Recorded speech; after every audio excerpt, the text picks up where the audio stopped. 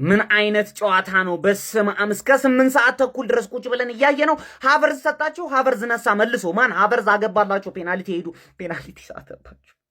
ማን ጀርመኖች ፔናልቲ ማለት ነው። በሁለት ፔናልቲ ስቶ እየተመሩ ነበር። ማን ከዛ እንዴት ካምባክ እንዳደረጉ አይታወቅም። ያኛው ልጅ ከጎሉ ውጪ መጥቶ ማኑኤል ኖየር ጀነራል ነው እናቴ ትሙት መለሰው። ቀጥ ብሎ ነው ሄደው። ገብቷል አይደል? መጣና ጆናታን አንተ የተባለ ደደብ ሰውዬ በረኛ ኖየር ነው። ለምን እንደምደነግጠው ማን እንደ ፓራጓይ እኮ ናቸው። ለምን እንደምደነግጠው እነዚህ ሰዎች ኳስ ምናምን አይደለም። እዛ ሃይድሮ ኤሌክትሪክ ፓወር ነው ያላቸው። ምንም እኮ የሚያውቁት ነገር የለም እኮ ኳስ ምናምን። ገብቷል? ሁለት ተጫዋች ይዘው እንደዚህ ያስነብሯል። ከጎሉ ውጪ ጠለዟ። ታዲያ ደንግጦ ማን ገሷት። ማኑኤል ኖየር እንደገና መጣ። ቆም አይደለም እንዴ ሊመልሰው ነው? አይመልሰውም አሉ። ሁለቴ እንዴት ይመልሰላችሁ? ማን ሌጀንድ አንዴ ነው። ሁለቴ እንዴት ሴቭ ሊያደርግ ይችላል? ማን ነው እሱ? ባትማን ነው ዴ? እንዴት እንደዚህ ደደብ ልትሆኑ ይችላላችሁ? ሙሲያላ፣ ቨርዝ፣ ሃቨርዝ ምና እንዳለ ያለበት ቲም እንዴት በፓራጓይ ይወድቃል? ማን ክሬዲት መስጠት አለብን ለፓራጓይ። በስማ በለው ጋይስ ፓራጓይ ምንድን ያስመለከተችን? ምን አይነት እብደት የሆነ ፔናልቲ ሹታውት ነበር የተመለከት ነው። እንዲህ ልብ የሚያንጠለጥል ቁጭ ብድግ የሚያደርግ ፔናልቲ ሹታውት ማለት ነው። ፓራጓይ እንግዲህ ከጀርመን ጋር 1-1 መደበኛው የጨዋታ ክፍለ ጊዜ ተለያይታ ወደ ኤክስትራ ታይም አምርታ በኤክስትራ ታይሙም ምንም ጎል ሳይቆጠር እንግዲህ በፔናልቲ ሹታውት 4-3 ጀርመንን መርታት ችላ ነበረ። በጣም እብደት የሆነ ፔናልቲ ሹታውት ነበር የተመለከትነው። ብቻውን ኤክስፕሌን ሊደረግ የሚገባ ማለት ነው። በዚህ ጨዋታ ላይ ፓራጓዮች በኢንሲሶ አማካኝነት 42ኛው ደቂቃ ላይ ጎል አስቆጥሮ የሚገርም መከላከል ነበር ሲያደርጉ የተመለከትናቸው። ከዛም እንግዲህ ጀርመን ጫና ፈጥራ ስትጫወት ነበረ። በካይ ሃቨርትዝ አማካኝነትም እንግዲህ 54ኛው ደቂቃ ላይ ጎል አስቆጥረው አቻ ማድረግ ቻሉ። ከዛ በኋላም ጫና ፈጥራ መጫወት ብትችልም እንግዲህ ጀርመን ተጨማሪ ጎል ማግኘት አልቻለችም ነበር። ወደ ኤክስትራ ታይም አምርቶም ጨዋታው ምንም ጎል ሊቆጠርበት አልቻለም። ታዲያ ወደ ፔናልቲ ሹታውት ካመራ በኋላ ነበር ነገራቶች እብደት የሆኑት ማለት ነው። የመጀመሪያውን ፔናልቲ ሹታውት ከሃቨርትዝ ሲመታና እንግዲህ ይስታል በጀርመን በኩል ማለት ነው። ከዛ በኋላ ለሶስት ተከታታይ ፔናልቲ ሹታውት ፓራጓዮች አስቆጥረው ጀርመኖች ደግሞ ሁለት ፔናልቲ ሹታውት አስቆጥረው 3-2 ፓራጓዮች ሲመሩ ነበረ ማለት ነው። ታዲያ አራተኛ ፔናልቲም እንግዲህ ጀርመኖች አግኝተው ወልትማድ ፔናልቲውን ያመክንና ፓራጓዮች ጎሉን የሚያስቆጥሩት ከሆነ ወደ ቀጣዩ ዙር ማለፍ የሚችሉበት አጋጣሚ ይፈጠራል ማለት ነው። ታዲያ ያንንም ፔናልቲ ሳናብሪያ ሳይጠቀምበት ይቀርና አንድ ላስት ቻንስ ለጀርመኖች ይሰጣል ማለት ነው። እንግዲህ ልብ አድርጉ፣ በዚህ አጋጣሚ 3-2 ነው እየመሩ የሚገኙት ማለት ነው። የመጨረሻ አምስተኛ ፔናልቲም እንግዲህ አሚሪ ያስቆጥርና ባልዌና በድጋሚ ማለት ነው ማሸነፍ የሚችሉበትን ፔናልቲ ሹታውቶች ፓራጓዮች ይስታሉ ማለት ነው። ባልዌና ነበር የመተው በፓራጓይ በኩል ማለት ነው። ሁለቴ ቻንስ አግኝተው ሁለቱንም ያመክናሉ ማለት ነው በፔናልቲ ሹታውት። ከዛ በቃ ነገራቶች ወደ ጀርመን እየሄዱ ያሉ ይመስል ነበረ። ጆናታን ታም እንግዲህ 6ኛውን ፔናልቲ መቶ ይስተዋል ማለት ነው። በቃ ነገራቶች ክሬዚ ነበር የሆኑት። ከዛ ካናሌ በፓራጓይ በኩል የመጨረሻዋና 6ኛውን ፔናልቲ አስቆጥሮ እንግዲህ ወደ ቀጣዩ ዙር 4-3 ጀርመንን በፔናልቲ አሸንፈው እንዲያልፉ ማድረግ ችሎ ነበር። እብደት የሆነ ፔናልቲ ሹታውት ነበር የተመለከትነው።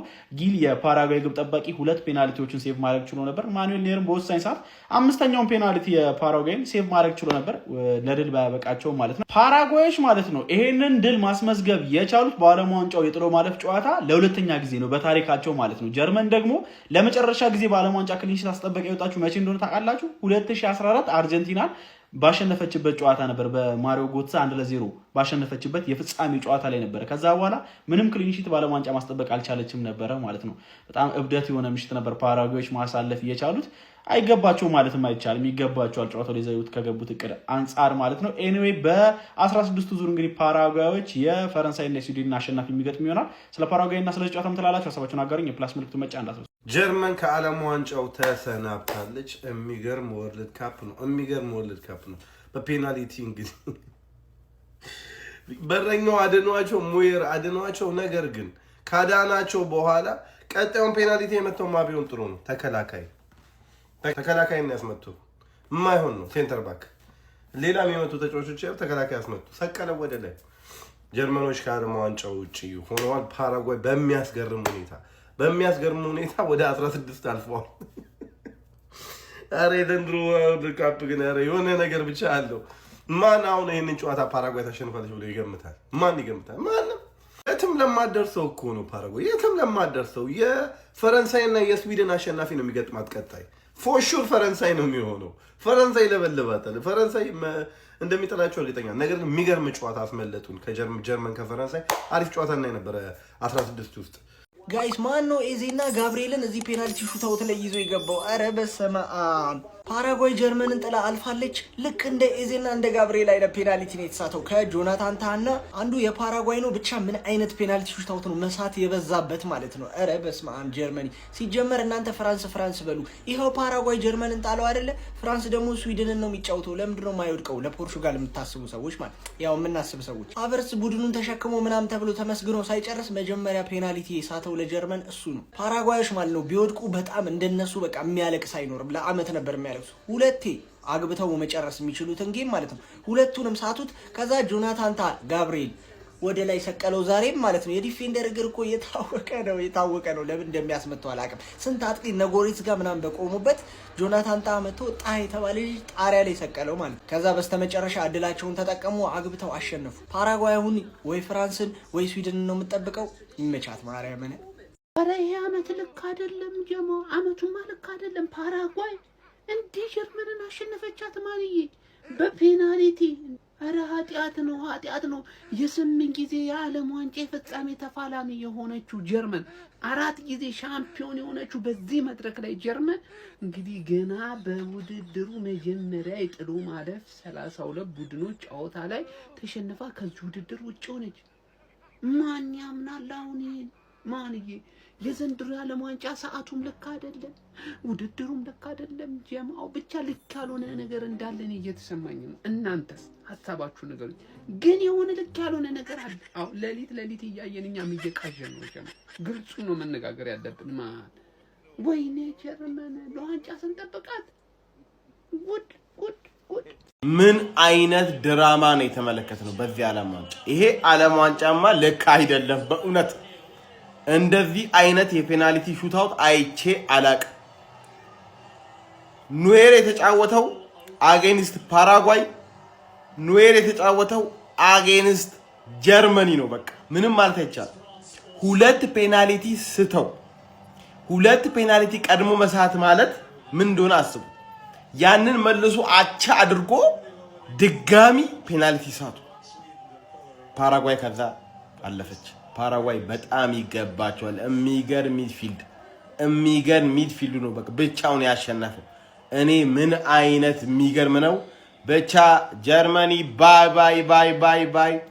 ለአርጀንቲና መታሰጋ አንዷ ቲም ናት። ቻው ብለናል። ምን አይነት ምሽት እያየን እንዳለ። አረ ሃቨርትዝ ሰጠ፣ ሃቨርትዝ ነሳ። በስመ አብ ወርልድ ካፕ በቃ ገና ዛሬ ነው የጀመረው። ከምሬን ነው ብላችሁ በኢየሱስ ምን ጨዋታ ነው ያየነው። በስመ አብ ወልድ። አረ እስከ 8 ሰዓት ጠብቀን ግን ይኸውላችሁ ላይክ ጀርመኒ ተሸነፋለች ብለን ማንም ኤክስፔክት ያደረገ ሰው የለም። እንኳን እኔ አይደለም ዓለም ላይ ያለ ሰው ራሱ ከምሬ ነው የምላችሁ።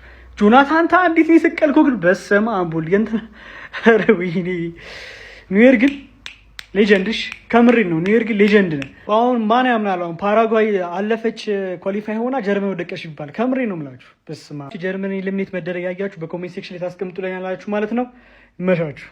ቢስሚላ ፓራጓይ እንተ ታጨጭብላችኋለሁ። በጣም ትችላላችሁ። ቪዲዮን ኮፒ ሊንክ ሪፖስት ላይ በማድረግ ጀምሩት። ጀርመን ተሰናበተች። ፋሚሊ በፔናልቲ ነበረ እድል አግኝተው ነበር። 2 ጀርመን ሳተ። ከዛም እነሱ 2 ሳቱ። ደግነቱ አላህ መጣው። ታን ደሞ ሳት። ፓራጓዮች እድል እየሰጧቸው ነበር፣ ግን ጀርመኖች መጠቀም አልቻሉ። በረኛቸው ግን ይችላል። የፓራጓይ እንግዲህ ትንሿ ፓራጓይ ትልቋን ጀርመን የ2022 ላይም እንደዚሁ ከምድብ ነው የወደቀችው። አሁን በርግጥ 32 ገብታ ነበር፣ ግን አይገናኝም ስኳዳቸው ታውቃላችሁ። አሁንም ቢሆን እኔ ጀርመን የትውልድ ጥረት አለ ብዬ አስባለሁ፣ ልክ እንደነ ጣሊያን ምናምን። ግን ቢሆንም ለፓራጓይ አያንስም ነበር። አሰልጣኙ ሀሳብ አንሶት ይሆን አላውቅም። ኑዌርን ጅል እያደረጉት ነበር ፔናልቲው ላይ ራሱ። በጣም ጨዋታው ያን ያህል ደስ የሚል ጨዋታ አልነበረም፣ ግን እንደዚህ አነስ ያለ ብሔራዊ ቡድን ሲያልፍ በማየት ምን የሚጣላው ብሔራዊ ቡድን የለም። ግን ፓራጓይ ስላለፉ በጣም ደስ ብሎኛል። እስቲ ጨዋታውን የተመለከታችሁ ካላችሁ የተሰማችሁን ኮመንት ላይ አስቀምጡ። ቪዲዮ ከተመቻችሁ ኮፒ ሊንክ ሪፖስት ላይክ ማድረግ እንዳይረሳ። ቴንክ ዩ። አሁን ሁላችንም ጀርመንኛ እንማራለን። አውፍ ቪዳርሺየን ጉድባይ ማለት ነው። አውፍ ቪዳርሺየን። አንተ ምን አባህ ነው እንደዚህ አይነት ፔናልቲ የመታኸው? ምን ለማስታወስ ፈልገህ ነው? በማላይ ሙድ ለማስያዝ ፈልገህ ነው እንደዚህ አይነት ፔናልቲ የመታኸው? ታህ የተባልክ ሰውዬ ምችም ታህና ማለት ነው። ጀርመን ወደቀች። ካን ኢማጂን ጀርመን ወደቀች። በፓራጓይ ተሸንፋ ከ32 ውስጥ ወደቀች ጀርመኒ። ባለፈውም ከ16 ውስጥ ነገር ነው የወደቀችው።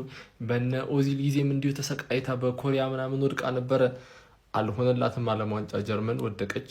እኛም አሁን ከሌሊቱ 8 ሰዓት ተኩል ነው ቁጭ ብለናል። ደግሞ ሞሮኮና ማንን ነው የምናየው? እንጃ። ኔዘርላንድን ለማየት ቁጭ ብለናል። ኮፒ ሊንክ አድርጉ፣ ላይክ አድርጉ፣ ኮመንት አድርጉ። አውፍ ቪዳክሽን ጭማሪ ደቂቃ ተሰጠ ብለሽ ገብተሽ የተኛሽ ይሄን የመሰለ ድራማ አመለጠሽ። ድራማ ኮምፕሊትሊ ድራማ። ሲጀምር ስክሪፕት ነው እና ማረም ጸድ ጨዋታ ነው የሆነ ይገባታልም ትላላችሁ። ከዛ በዚህ በኩል ደግሞ ጀርመን በጣም ነው የሚያሳዝኑት ማርያምን እና በፔናልቲ ወድቀዋል። ከአርሰናል ያላለለት የመጀመሪያው ተጫዋች ከሃቨርት ሆኗል። የመጀመሪያው ተሰናባች ሊያውን ፔናልቲ ስታ ምናምን እሱ ሆኗል። የመጀመሪያው እንትን ተሰናባች ትንሽ ይደብራል፣ ግን ይሁን ቃቸው ላይ ቀድ በጣም እኛን አለፉን እንጂ ማለት ነው። አሁን ጭማሪው ደቂቃ ላይ ገባችሁ ጎላውን መሻር ነበረባት። ከዛ ያ ፔናልቲው ራሷን መሳት ነበረበት። እንዲህ በዚህ ብቻ የተኛችሁም እንኳን ተኛችሁ፣ ግን አመለጣችሁ። ሲያስጠላ ማለት ሰርፕራይዝ ጀርመን ተሰናብታለች ጋይሶች። በ2026 ዓለም ዋንጫ ሶስተኛ የጥሎ ማለፍ ጨዋታ የጀርመን ብሔራዊ ቡድን ሳይጠበቅ ከውድድሩ ተሰናብቷል። ፓራጓያቸውን የገጠመው በጁሊያን ናግልስማን የሚመራው የጀርመን ብሔራዊ ቡድን መደበኛውን 120 ደቂቃ በአንዳቻ ውጤት በመፈጸም ወደ መለያ ምት በማምራት በመለያ ምት ተሸንፎ ከውድድሩ ተሰናብቷል። በዚህ ቶርናመንት ምናልባት ከተመለከትናቸው ውጤቶች በሙሉ ይህ የላቀው ሰርፕራይዝ ይመስለኛል። ሽንታም ብቻ የተሰበሰበበት ብሔራዊ ቡድን የምሬን ነው ብላችሁ ኪሚች ብቻ ወኔ ያለው ተጫዋች ኖር ማለት ነው። ኪሚች ብቻ ነው ማለት ነው። ሌሎቹ 10 ተጫዋቾች ሌሎቹ ከነተቀያሪዎቹ አንድ ሚረባ ምድረ ግብስብስ ብቻ ነው የተሰበሰበው ማለት ነው።